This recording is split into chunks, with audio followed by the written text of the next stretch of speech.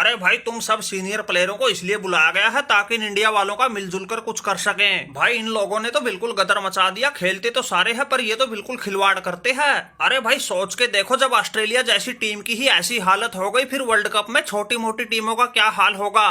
अरे रिंकी पोंटिंग भाई बिल्कुल ठीक कह रहे हो। अरे हमारी पाकिस्तान नंबर 1 टीम थी, उसी को 228 रन से हरा दिया था, वो भी श्रीलंका में। जब इंडिया में आके इंडिया से खेलेंगे तो भाई क्या हाल होगा, इसका तो हमें भी अंदाजा नहीं। अरे हमारी टीम बिल्कुल तगड़ी टीमों में गिनी जाती थी, अच्छी भली हवा बना रखी थी। दुनिया के बड़े से बड़े बल्लेबाज भी हमारे गेंदबाजों से कांपते थे। एक दिन सामना हुआ था, इनसे सारी हवा निकाल के रख दी। अब अफगानिस्तान वाले जैसे भी हमें ललकार रहे हैं, इसलिए कह रहे भाई कुछ ना कुछ तो करना पड़ेगा। अरे माना कि भाई हार जीत लगी रहती है, लेकिन ये तो बिल्कुल मजाक बना के रख देते हैं। अरे शाहिद अफरीदी भाई, मजाक तो हम श्रीलंका वालों के साथ हुआ था। अरे भाई एशिया कप के फाइनल का इतना बड़ा मुकाबला था, खुद के घर में खेल रहे थे, फिर भी हमको 50 रन पर समेट दिया था। इनका वो मोहम्मद सिराज अकेला ही 6 विकेट चटका गया था, दिन में तारे दिखा गया था, लेकिन इन कंगारुओं के साथ तो अभी तक वो खेला ही नहीं, फिर भी इनका ऐसा हाल बना रखा है। सोच के देखो फिर हम जैसों के साथ क्या बनेगी। इसलिए भाई कुछ ना कुछ जुगाड़ लगाओ, या तो इस वर्ल्ड कप को ही किसी दूसरे देश में शिफ्ट कराओ, या फिर इनको 1-2 मैच में बिल्कुल एक तरफा हराओ, तब जाकर कोई बात बनेगी। अगर ऐसे ही इनके हौसले बढ़ते रहे तो भाई इनके सामने फिर कोई नहीं टिक पाएगा। अरे कैमरन ग्रीन भाई, तुम अगले मैच में पूरा एडी चोटी का जोर लगा दो, इन इंडिया वालों को बड़े अंतर से हरा दो। अरे मलिंगा अंकल, मैं तो अगला मैच खेल ही ना रहा, अपने घर जा रहा हूँ। बच्चे का फोन आया था, कह रहा था टीचर के साथ पेरेंट्स की मीटिंग है, इसलिए तुम्हें आना पड़ेगा। अरे कैमरन ग्रीन भाई, तुम्हारी तो अभी तक शादी ही ना हुई, फिर ये बच्चा कहाँ से आ गया जिसके बाप बन के तुम टीचर से मीटिंग करोगे। अरे पोंटिंग सर, इनसे पीछा छुड़वाने के लिए, अपना कैरियर बचाने के लिए कोई तो बहाना बनाना पड़ेगा। अगर ऐसे ही टांके तुड़वाता रहा तो हमारा कैरियर शुरू होने से पहले ही खत्म हो जाएगा। अरे पिछले मैच में ही देख लो, सूर्या ने एक ही ओवर में लगातार 4 छक्के लगा दिए। अगर वो 6 के 6 लगा देता तो फिर हमारा क्या रह जाता, कैरियर में ऐसा दाग लग जाता जो कभी नहीं मिट सकता था। हम दुनिया के बेहतरीन ऑलराउंडर थे, लेकिन हालत देखो क्या कर दी। जब गेंदबाजी करने आए तो 10 ओवर में 103 ठोक दिए, बल्लेबाजी करने आए तो सिर्फ 19 रन ही बनाने दिए। इसलिए भाई सीधी बात, नो बकवास, जब तक इनकी टीम में सूर्या खेलेगा हम इनके साथ नहीं खेलेंगे, और अगर खेल भी लिए तो भाई सूर्या के सामने गेंदबाजी तो बिल्कुल भी नहीं करेंगे। अरे कैमरन ग्रीन भाई, तुम्हारा डर बिल्कुल सच्चा है। जब 4 छक्के लगातार लग गए थे तो 2 भी लग सकते थे, वो तो तुम्हारी किस्मत अच्छी थी, तुम बच गए। और जब किसी गेंदबाज के 6 की 6 गेंद पर छक्के लग जाए तो भाई कितना भी तगड़ा गेंदबाज हो, पूरी जिंदगी उस डर से नहीं उबर सकता।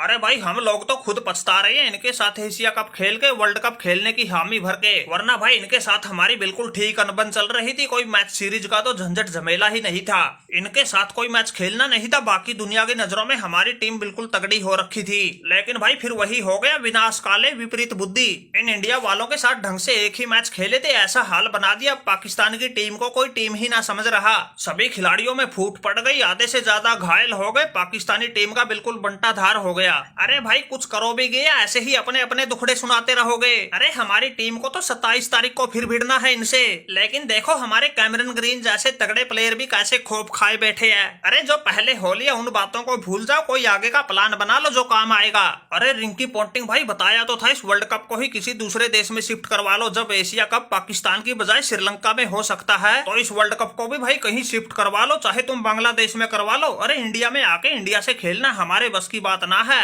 अरे हमारे क्या किसी के भी बस की बात ना है, ये तो बिल्कुल जग जाहिर हो चुका है। अरे पूरा वर्ल्ड कप ना सही, कम से कम इंडिया वाले मैच तो किसी दूसरे देश में करवा दो। अरे शाहिद अफरीदी भाई, ऐसा कुछ नहीं हो सकता, वेन्यू डेट सब कुछ फाइनल हो चुका है, ये शिफ्ट वाला प्लान तो भूल ही जाओ। और रही बात एशिया कप शिफ्ट होने की, अरे क्रिकेट में पैसा बोलता है और इन बीसीसीआई वालों के पास पैसा बहुत है, इसलिए इनका आईसीसी में पूरा दबदबा है, इसलिए वही होता है जो ये इंडिया वाले चाहते हैं। और तुम्हारे पाकिस्तानी बोर्ड के पास खिलाड़ियों की सैलरी देने तक के भी पैसे नहीं है, बात करते हो वर्ल्ड कप शिफ्ट करवाने की। अब तो भाई एक ही रास्ता बचा है, ये माही भाई बैठे हैं, इनसे रिक्वेस्ट कर लेते हैं, सूर्या जैसे बैल बुद्धि को समझा देगा जो खिलाड़ियों का कैरियर खत्म करने पर तुले हुए है। अरे हाँ माही भाई, अब तो बस तुमसे ही उम्मीद है, करो कुछ हमारी समस्याओं का समाधान, वरना ऐसे तो हमारे वाले क्रिकेट खेलना ही छोड़ जाएंगे। अरे भाई तुम लोगों को हो क्या गया, क्रिकेट में ऐसी हार जीत तो चलती रहती है, तुम लोग बिल्कुल ही सीरियस हो गए। बेचारे सूर्या का एक मैच में बल्ला चला था, तुम उसके पीछे पड़ गए। अरे माही भाई, हार जीत लगी रहती है, लेकिन अपने खिलाड़ियों को कहते हैं खिलवाड़ करना बंद करे,